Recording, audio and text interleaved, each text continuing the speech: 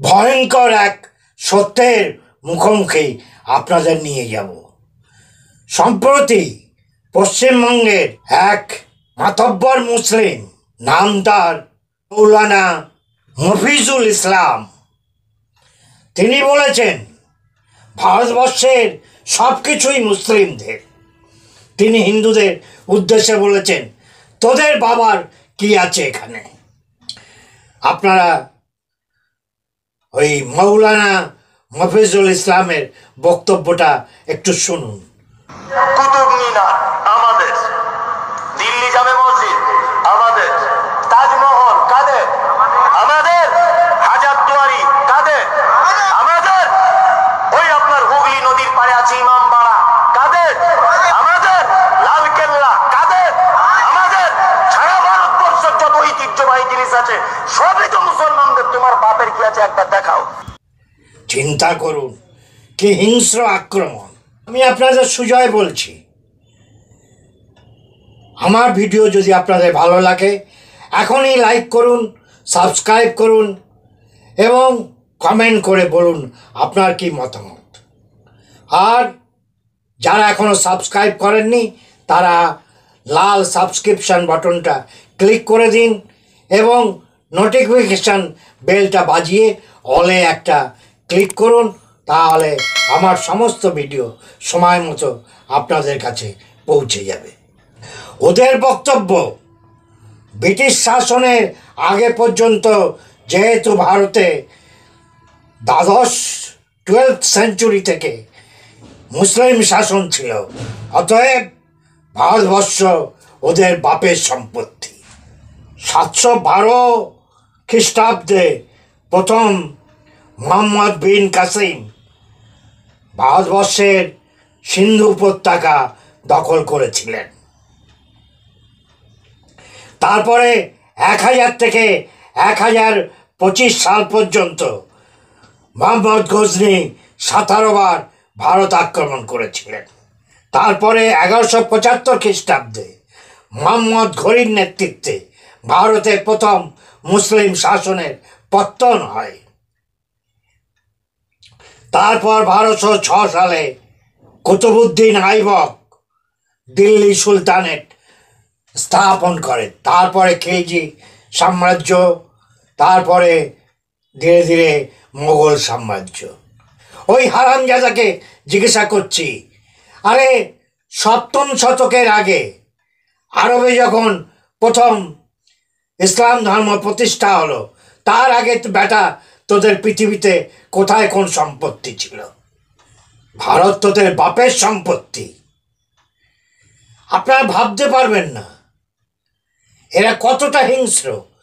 5% আমি বলেছি যে মুসলিমরা, অশিক্ষিত ধর্মান্ধ যে মুসলিমরা, তারা কত হিংস্র, কত নারকীয় কাণ্ড করতে পারে সেটা আপনাদের ধারণার অতীত।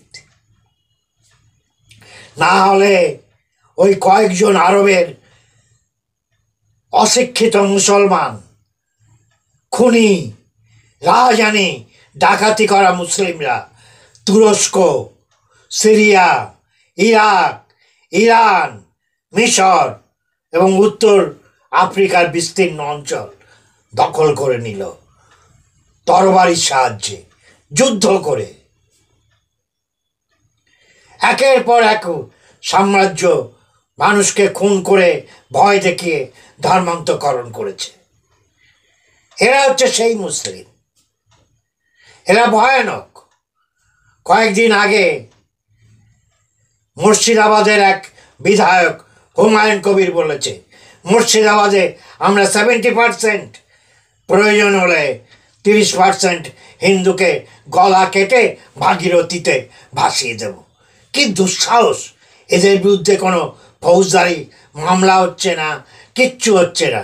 এরা যা ইচ্ছে করে যাচ্ছে, যা ইচ্ছে বলে যাচ্ছে।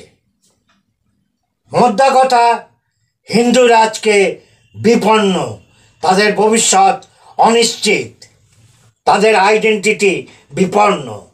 তারা জানে না এরপরে তারা কোথায় যাবে। পৃথিবীতে এমন কোনো দেশ নেই যেখানে 100 কোটির উপরে হিন্দুদের আশ্রয় দিতে পারে। তাহলে তাহলে একটাই পথ, আপনাকে ইসলাম ধর্ম গ্রহণ করতে হবে, না হলে আপনি প্রাণে বাঁচবেন না। যেভাবে চলছে, আপনারা অনেকে বলবেন, আরে সুজয়বাবু এত ভয় পাচ্ছেন কেন? এখন তো কেন্দ্রে বিজেপি সরকার আছে, তারা তো হিন্দুত্ববাদী সরকার, তারা তো হিন্দুত্বকে প্রমোট করার চেষ্টা করছে। আরে মশাই, 10 বছর মোদী সরকার আছে, তাতে কি হয়েছে? একটা করে বলুন না। 370 ধারা যে বিলোপ করা হয়েছে, 35-এ কনস্টিটিউশনের আর্টিকেল বিলোপ করা হয়েছে, তাতে কাশ্মীরে কি যারা শ্রীনগর থেকে ব্রাহ্মণ পণ্ডিত, কাশ্মীরি পণ্ডিত চলে গেছিলেন, তারা কি ফিরে এসেছেন? তাদের সম্পত্তি ফেরত পেয়েছেন? মুসলিমরা দাপাদাপি কমেছে কি? কাশ্মীরে জঙ্গিদের পানা কমেছে কি? কিছুই করতে পারিনি। 370 ধারা কাগজ কলমেই হয়েছে, বাস্তবে তার কি প্রয়োগ হয়েছে? তারপরে আপনি বলবেন, কেন আমাদের রাম মন্দির হয়েছে? আরে রাম মন্দির করে কি মুসলিমদের, জিহাদি মুসলিমদের ঠেকানো যাবে? তারা যদি ঝাঁপিয়ে পড়ে, ছুরি, তরোয়াল, চাকু নিয়ে আপনার উপর ঝাঁপিয়ে পড়ে, আপনি ঠেকাতে পারবেন? ভারতের প্রশাসন পারবে ঠেকাতে? মিলিটারি, প্যারামিলিটারি পারবে ঠেকাতে? রাম মন্দির দিয়ে আমাদের ধুয়ে জল খাবো? আপনি বলবেন, কেন 3 তালাক বিলোপ করা হয়েছে, তাতে ঘোড়ার কচু হয়েছে, তাতে হিন্দুদের কি এসে যাবে? হিন্দুরা তাতে কি নিরাপত্তা বোধ করছে? আপনি বলবেন, ইউনিফর্ম সিভিল কোড হবে, চিন্তা করবেন না, অভিন্ন দেওয়ানি বিধি, পার্সোনাল ইসলামিক পার্সোনাল ল আর থাকবে না। তাতে আমাদের কি হবে? তাতে কি ওই গুন্ডা, বদমাইশ, জঙ্গি মুসলিমদের ঠেকাতে পারবেন ওই আইন করে? ওই আইন করে কি হবে? আবার অনেকে বলবেন, কেন ইউপিতে হালাল সার্টিফিকেট বাতিল করা হয়েছে, তাতে মুসলিমদের কি এসে যাবে? ও কাগজ কলমেও সব আইন করে কোনো লাভ নেই। তারপর বলবেন, কেন ইউপিতে ওই যে তীর্থযাত্রীরা যাচ্ছে, রাস্তার দুপাশে মুসলিমদের দোকানে নাম লিখে দিতে হচ্ছে, যাতে হিন্দুরা ওখানে জল খাবার না খায়? তাতে কি এসে যাবে? মুসলিম আগ্রাসন তাতে ঠেকানো যাবে কি?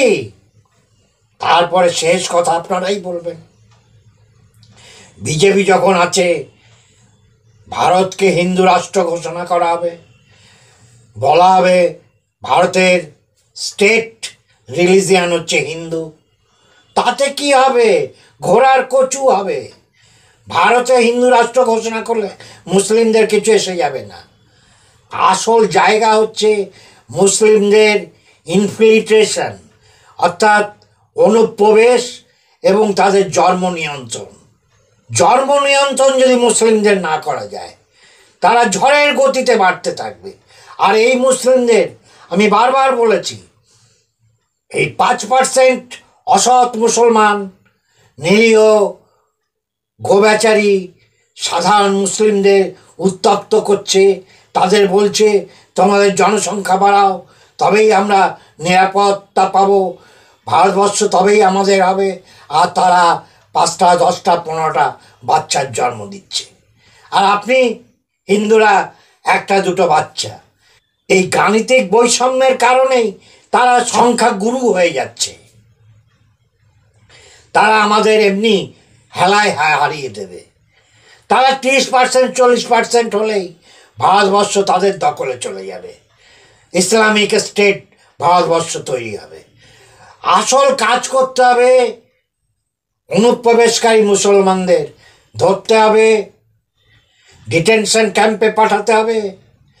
আর যারা ভারতের জাতীয় সঙ্গীত গাইতে চায় না, বন্দে মাতরম যারা বলে আমাদের ধর্মে এটা হারাম, তাদের আগে জেলে ঢোকাতে হবে। আর সমস্ত জায়গায় মুসলিমদের জন্ম নিয়ন্ত্রণের ব্যবস্থা করতে হবে। জোর করে জন্ম নিয়ন্ত্রণ যদি করা না যায়, এরা ক্রমাগত বাচ্চা পয়দা করে যাবে আর এরা সংখ্যায় বাড়তে থাকবে। আর জন্ম নিয়ন্ত্রণের জন্যে মনে রাখতে হবে, লক্ষ লক্ষ মুসলিম আছে যারা সরকারি নথিতে তাদের কোনো নাম নেই। তারা আগান বাগান জঙ্গল নদীর কূলে তারা থাকে। তারা শুধু সন্তান উৎপাদনের জন্যে ব্যবহার করা হয় তাদের।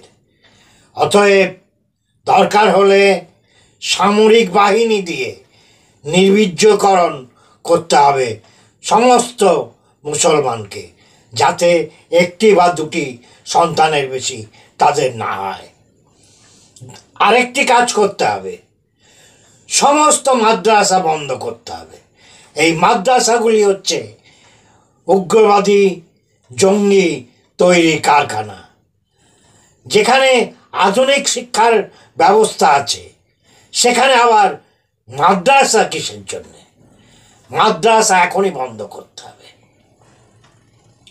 আর একটা কাজ করতে হবে, এই মসজিদে 5 ওয়াক্ত নামাজের নামে মানুষকে, সাধারণ মুসলিমদের নানা রকম বিভ্রান্তিকর প্রচার করা হচ্ছে।